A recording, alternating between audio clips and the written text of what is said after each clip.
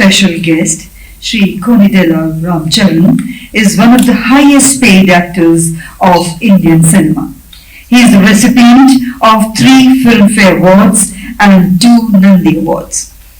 Since 2013, he has featured in Forbes India's Celebrity 100 list. Made his acting debut with the action film Chiratha in 2007, a box office hit, winning the Filmfare Award for Best Male Debut. South. He rose to prominence starring in S.S. Rajamouli's fantasy action film Magadeva in 2009, the highest grossing Telugu film of all times.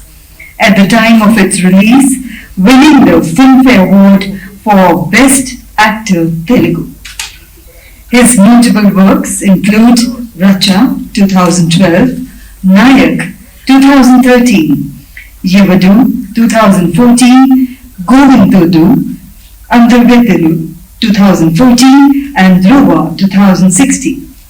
He has then starred in the blockbuster Rangasthalam 2018, winning his second Filmfare Award for Best Actor Telugu. And of course the famous RRR in 2022, which earned over 1,200 crores, thus becoming his highest grosser. For RRR, he received a nomination at the Critics' Choice Super Awards for Best Actor in an Action Movie. In 2016, launched his own production house, Konidela Production Company, which has notably backed Khadi number 150 in 2017 and Sairao Narsimha Reddy 2019. Beyond his film career, he owns the Polo Team Hyderabad Polo and Riding Club and was a co-owner of the regional airline service TrueJet. His song Natu Natu won the Oscars this year for being the best original song. And may I now invite you, sir, to kindly grace the stage. Let's put our hands together to welcome.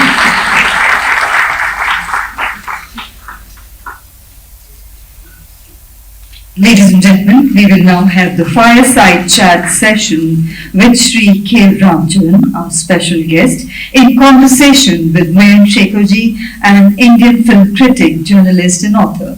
May I invite you to kindly grace the stage. Shri Mayank Sharma is the first film critic to win the Ramnath Goenka, India's top journalism prize. His last book, Made Place Animal Thing, on India and pop culture was critically acclaimed Amazon top title. His ongoing podcasts and shows, Sit with Hit List and the Bombay Film Story, have bagged multiple prizes besides a whole audience online. Having served in the founding editorial team of Mumbai Mirror, then as National Cultural Editor with Hindustan Times, he is currently Entertainment Editor with Midday newspaper in Mumbai, where you can follow his reviews and writings on cinema and mass culture. So ladies and gentlemen, let's welcome Shri Mayank Sharma. And now, sir, the stage and our special guest are all yours. Over to you.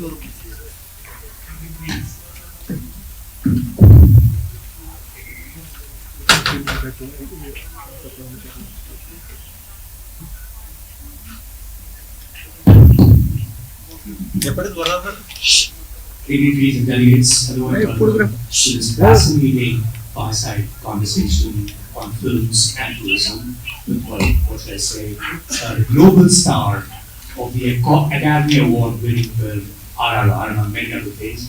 Ladies and gentlemen, I think it deserves a big round of applause over again.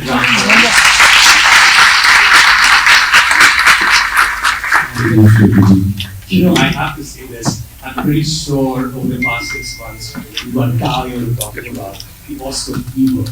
That RRR, put the whole world and he was so excited watching this development from here in India. So you would have to excuse me because I would have to ask you this. Which is, what was it like going through the whole Oscar campaign in the United States, of course, which is a G20 member country, in Japan, where you also went and promoted the film, which is another G20 country. I mean, what was that craze? What did you see? What did you make of it? What did you learn? Firstly, good evening, good afternoon, everyone. To all my G20 friends, to all the dignitaries, and my special thank you to Kashmir, our tourism minister, and all the dignitaries who are here, and Gautham and Mr. Arvind, who has taken the pleasure to invite me. All of you, thank you so much for having me. Shekhar, thank you for having me. I never get tired talking about. I usually say, let's talk less about achievements, but RRR is so special. I shy away from talking about my achievements. I feel like a third person when somebody's talking about our achievements. I feel like I'm listening about somebody else. That's how detached I am with my work. But not with RRR. RRR is not just my film, it has become India's film. India have owned it. And I want to correct my statement, it's not just India. People from the east and the west, and the north and the south, all the countries have owned it.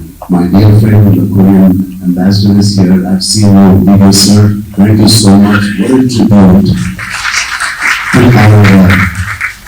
it was not our song alone. Fantastic. So right after the session, I am excited to have a dance off with you. So like I'm saying, it's not my movie, it's not my song, it's not my Academy Award, it's not my director, my composer who won it, it's the people who won it. It's the people who have taken it to the academies, to the globe. And for me to get having an opportunity to talk about it again, it's not about talking about me, it's talking about the people and people's love for it. But tell me something, Ram. I mean, of course, you mentioned the fact that its box office figures are very well known. It's 1,200 crore, as was rightly pointed out at the beginning of this conversation. But hey, we're looking at a film that became the most watched international film in the history of Netflix. And pretty much everywhere you look, someone or the other is dancing to Nadu Nadu. And you already said you're going to be doing it in the end, so I'm going to take your word for it. What explains this unique and universal connect to this particular film in an international way, in a way that everyone in the world could see and just be drawn to it? Shekhar, I don't know what it is and what it takes to make a song like this and take an award on Hollywood or LA going to those Golden Globes. I really don't know. When I did the song, we shot this song for 17 odd days. When I talk about that song, my knees still wobble. I get the pains. So, I don't know. When you do it, just do it. And you do it for the passion of the song. And I swear to God, none of the team members knew it is going to reach. But I was so happy for what the appreciation we got in India. The highest grossing film in India. You know, more than happy. And I actually moved on to my next project. And then we got a call saying some theaters, the Chinese theater in LA, some audience are really appreciating your film. I said, okay, good. 250, 350 people, 650 people in the theater are enjoying it. And that became viral. And we were getting calls from the best studios, the best film friends from the other industry. And wow, that's now I couldn't stop it. So you just took it because it's just happening the way it is. There's no point in thinking and we doing this in any case. Right? It is what it was. Did you have a crazy fan movement? Did you look at this person and go, what's going on? It's 95 years since our industry has been. It took 95 years for our Indian film industry to get a recognition internationally. I'm just proud of that fact that the West or the East have taken interest in my films and our emotion which is so rooted to our culture, our traditions, not any other country's feelings or emotions. This is a true Indian director, true Indian producer, a true Indian actors, a true Indian emotion. And this went across the globe and achieved what it achieved. I'm just proud. I thank the director for doing this. It is not a Hollywood studio hiring us as actors, casting us. This is a pure Desi film. Which makes complete sense, and you also became, in every way, the global face of India through its cinema, through the films, and through RRR, of course. Now, I'm just wondering, if you were to meet, and you did meet so many filmmakers from across the globe when you were up there in the US and other countries as well. If you were to invite filmmakers from across the world to this country to come and shoot, especially someone who's been in films for so long, what would the place, where would you start from? What kind of places would you definitely tell filmmakers from across the world to come and shoot here? What are the good places that you shot at? Well, I've shot in many countries, from the east to the north. I've shot in Iceland, Right. the coldest. But the coolest places you shot here in India. Yeah. So if you were to invite filmmakers from around the world. It is so cliched right now if I say this. Mm. You won't believe. I swear to God, please guys, don't take me for this word. Kashmir is that kind of a place. I've been coming here because my dad is in the same industry. He's been working as an actor since 45 years. So I'm the second generation in my family. I was coming here since I was probably 1986. That's the first time I visited Kashmir. My dad has shot extensively in Gulmarg, Sonmarg, all these beautiful areas. I used to come as a child. It used to be something, if I was invited by my dad to Kashmir, it used to be like I have achieved something that summer, in the summer holidays. It's like an achievement. And you will not believe, I have shot in this auditorium 2016, in this beautiful auditorium in Kashmir, a movie called Dua, where I play police academy, graduating out of a police academy. I've shot in this, I've sat in that chair, and I've shot. And this place has something magical, it draws people, it draws the attention of people. And no matter what we hear about Kashmir or whatever, this is such a surreal feeling when you come to Kashmir. It's been 95 years Indian film industry has begun. It will take another 95 years to explore Kashmir, let me tell you. It's that beautiful. In one lifetime, as a tourist, living, as an Indian, and I feel when I come to Kashmir as a place, because it's something I look up to. Wow, my dad is taking me to Kashmir, that means I've done something good. This is a beautiful, untapped place. And I also slightly feel people don't tap it too much because it is so raw, it is so virgin, it is so untapped. So untapped. I want this beautiful paradise on earth to remain like this. Sometimes there are some beautiful forest reserves in India, from the north to the south, and most of it we speak and most of it is unknown. And especially in Andhra Pradesh, we have this Sreemukhi forest, Ahmedabad. It's got the biggest tiger reserve. 65 plus tigers we have. It is the largest tiger reserve in India. And my wife works with the tribals and the community there to keep them occupied, not to indulge themselves in helping the poachers, giving them a job, the cultural things they have, making wax, candles out of the honey, the wax that it comes out of it, giving them some kind of job to continue and have them earn money. This is very important. I used to tell my wife, why don't you construct a beautiful resort like Ranthambore Forest or Kaziranga, Jim Corbett? She said, I was begging the government not to do anything here because the tigers are so peaceful in these tiger reserves that the tourists should not come and visit this place. We have such beautiful reserves. Now, did I speak against the person? No, not at all. Well, so long as you keep that distance, right? I think you can do both tourism and sustainability. As Minister Singh pointed out, and I didn't realize he's an absolute encyclopedia in this cinema. He really wants you. That's good. This is more than 95 years here. Right. Well, yes. 90 years. Yeah. And he wants you, and I think he's seen you moving your legs. The only other person who could do it was Shami Kapoor. So I guess you played a cop last time. You'll have to do the nadu in Kashmir now. That's what he wants. So I think let's hope that happens soon. Sorry, sir. You're driving me to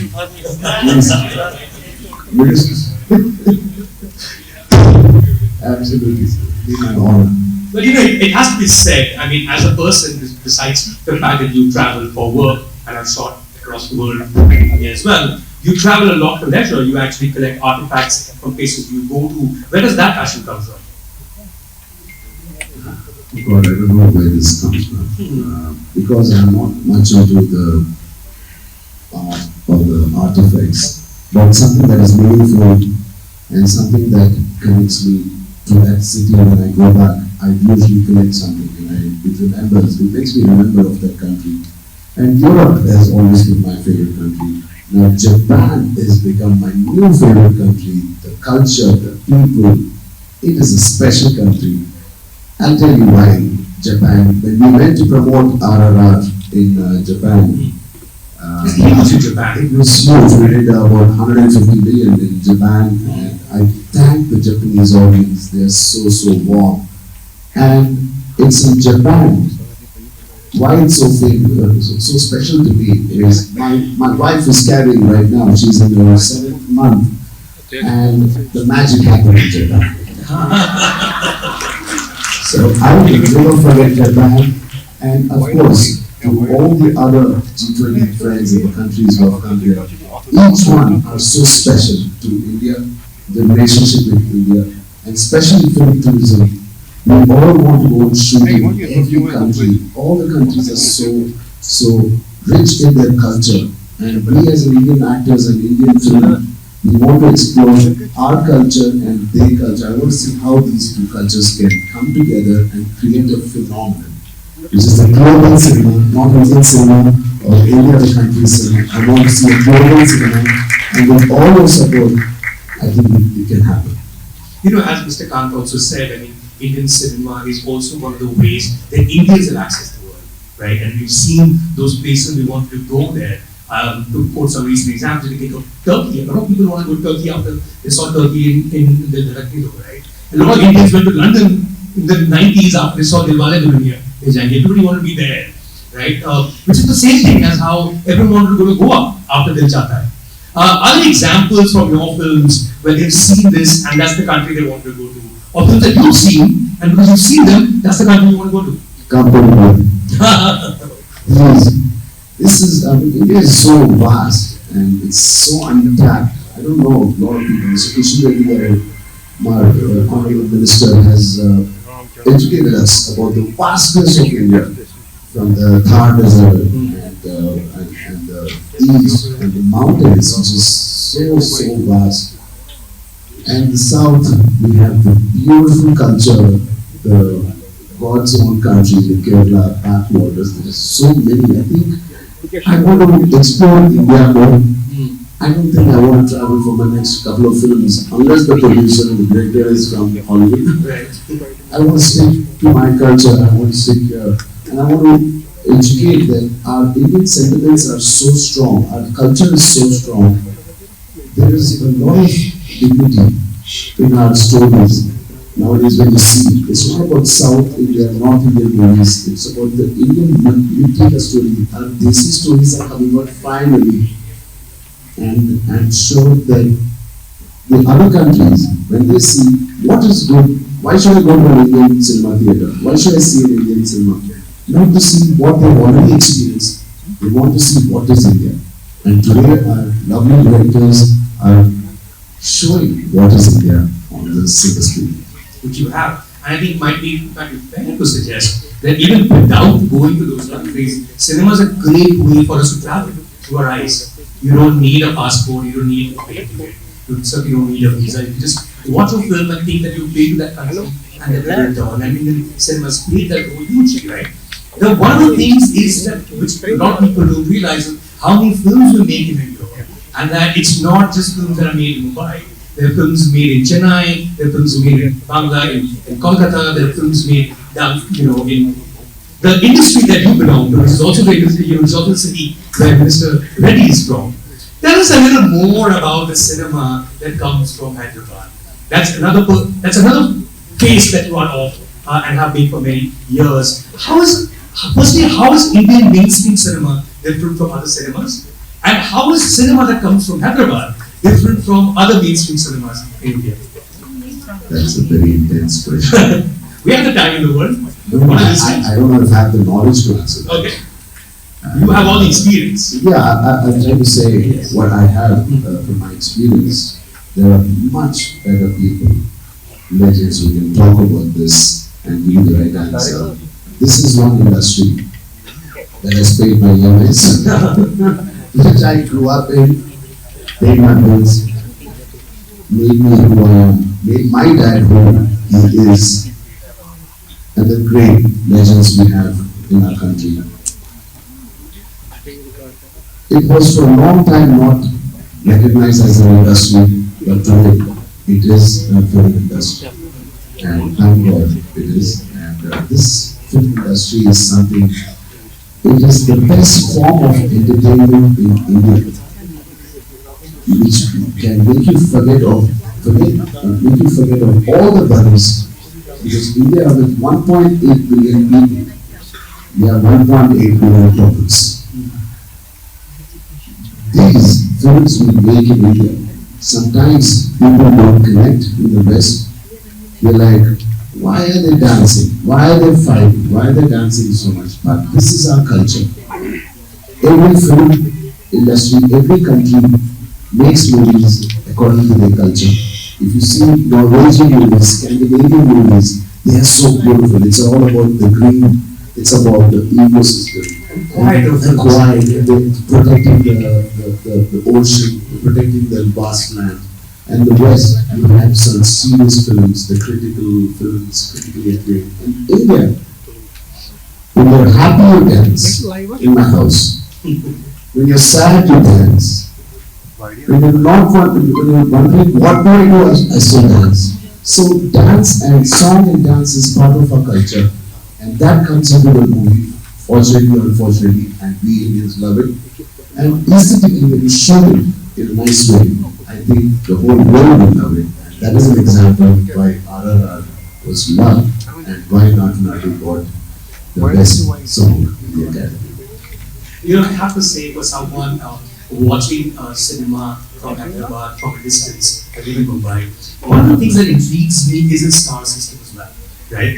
For instance, when I say Charan, that's great, but I think if I said mega power star, everyone will get it. Your father, the great Chiranjeevi, is called the mega star. Your uncle, Pawan Kalyan, is called the power star.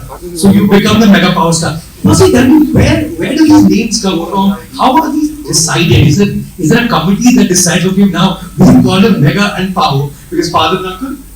Not at all. It comes from the love of people and it comes from the fans who love us. And it's because of them we are all sitting here and enjoying this life. And they have different ways of calling us. Sometimes they say Anna, they say Bhai, to Salman, to my dad, they say Chiru, Megastar. It's all coming when you are bringing with lots of emotions and your volcanic reaction comes. They just have a way to call you. That's it. It's just a little bit of love of your audience. And you've also grown up with that love, watching the world around you, love your father so much. Chiranjeevi, Chiru as fans also call him, and Megastar as well. Is it tough to be the son of someone so illustrious? I mean, we talk about, nepotism, blah, blah, blah, but it's actually tougher when you have to live up to something so huge. It's hard to grow up under the banner tree usually. Was that tough for you, and is it still tough for you now?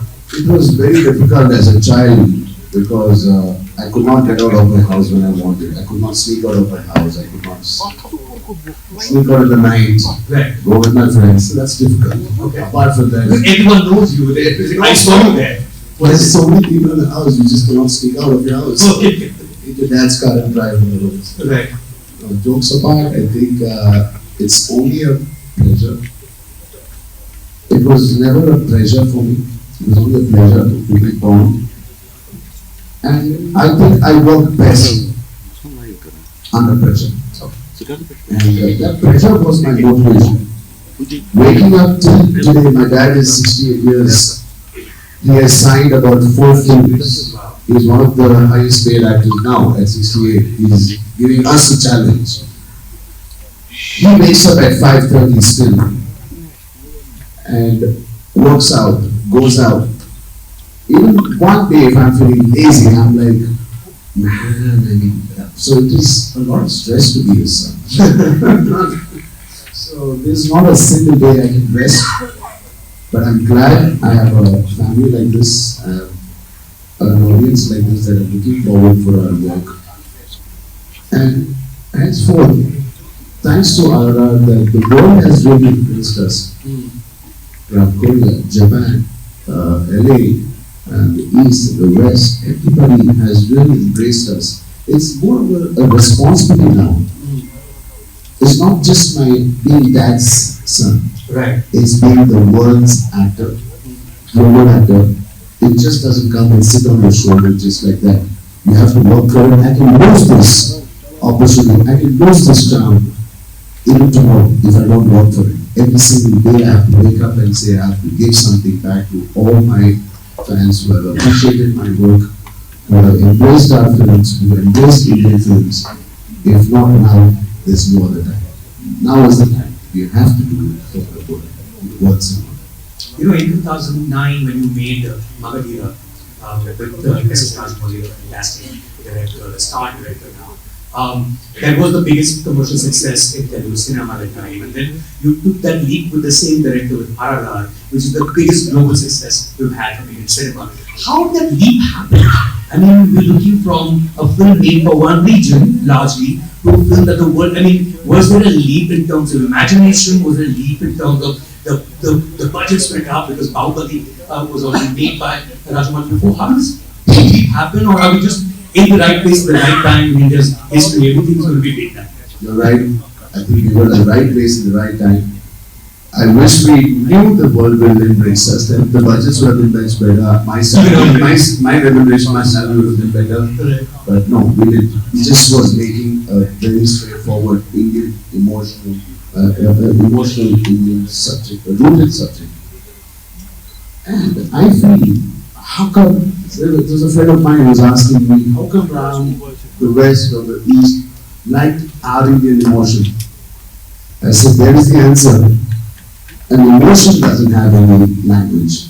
An emotion doesn't have any color. Emotion is emotion. You feel it, you enjoy it, you love it, and you embrace it. I think that's what my directors have always cracked it, and my director, my special director, Rajmouli, has cracked it even better than anybody else.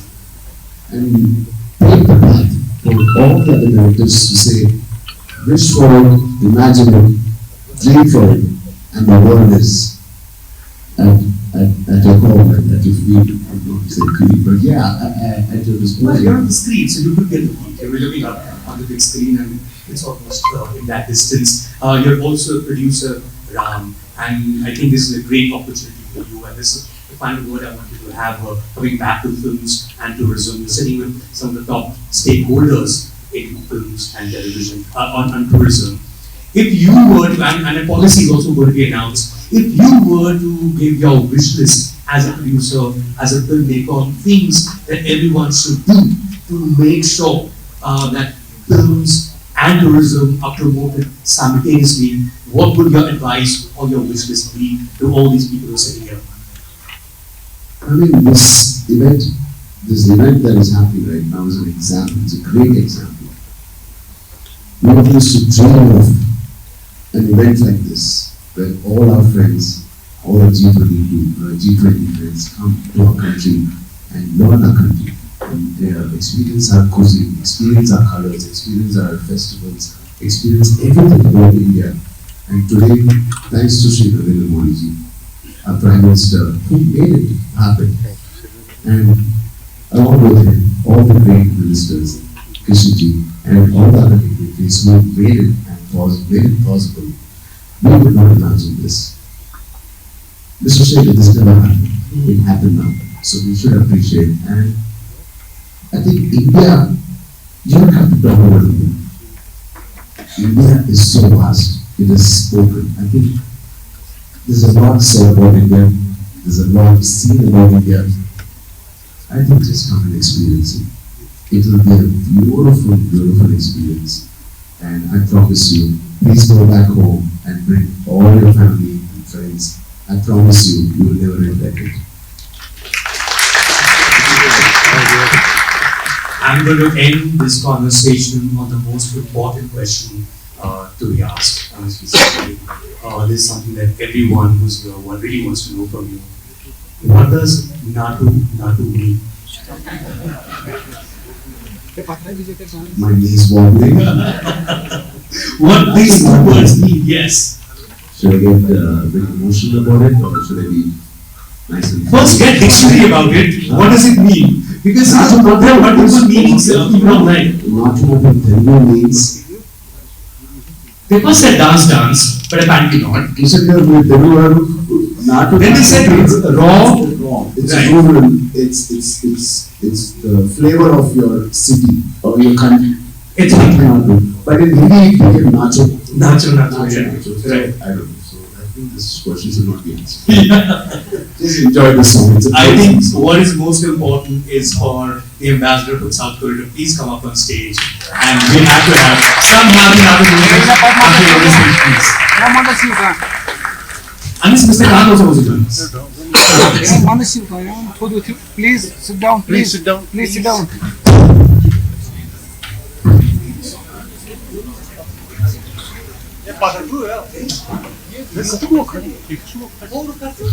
Hi hello mesmerise చేసే movie ముచ్చట్లు, release అయిన వెంటనే reviews, మీ అభిమాన తారల real stories, cinema సమాచారం ఏదైనా క్షణాల్లో మీ చెంతకు.